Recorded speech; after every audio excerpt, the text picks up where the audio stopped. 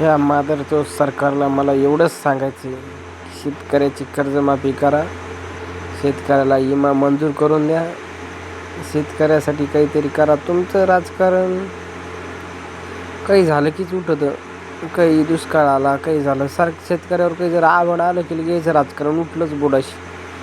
हे झालं ते झालं, हे याच्या पक्षात गेलं की त्याच्या पक्षात गेलं, आयनू झालं बायनू झालं. अरे तुमच्या गाडीत पाय घाला आणि तिकडे नेऊन माय घाले हो. राजकारण बाजूला ठेवा ना, राजकारण 4 महिन्यानं होऊ शकतं. हे शेतकऱ्याला मदत करा पहिली तुम्ही.